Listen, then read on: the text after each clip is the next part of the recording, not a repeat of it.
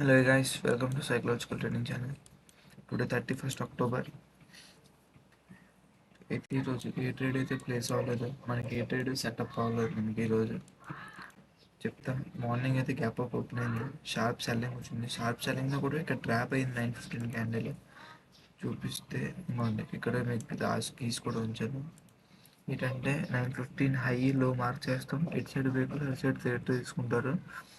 లో అయితే బ్రేక్ అయింది, కాకపోతే మళ్ళీ పైకి వెళ్ళింది. ఇక్కడ కొంచెం స్మాల్ యాక్సిల్ పెట్టుకుని ఇక్కడ ట్రాప్ అవుతారు.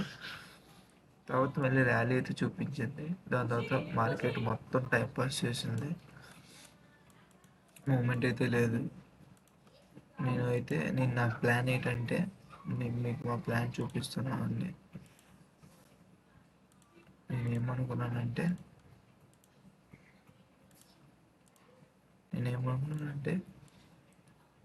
ఈ డబ్ల్యూ చూసారా, ఈ డబ్ల్యూ వస్తుందేమో, ఈ నెక్ లైన్ బ్రేక్అవుట్ దగ్గర ఎంట్రీ అవుతాం అనుకున్నాను.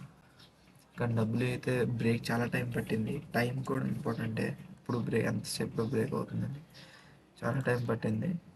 అయితే 1:15 1:30కి బ్రేక్ అయింది. ఆ బ్రేక్అవుట్ కూడా అసలు సస్టైన్ చేయలేదు. ఈ బ్రేక్అవుట్ దగ్గర నాకు ఇంట్రెస్ట్ లేదు. అయితే ఇక్కడ ఎంట్రీ తీసుకుందాం అనుకున్నా.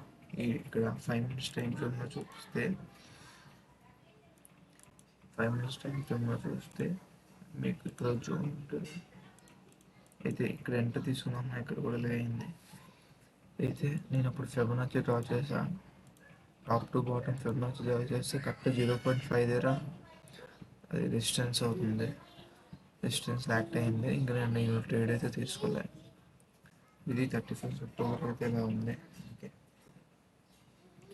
Okay guys, thank you so much. Bye.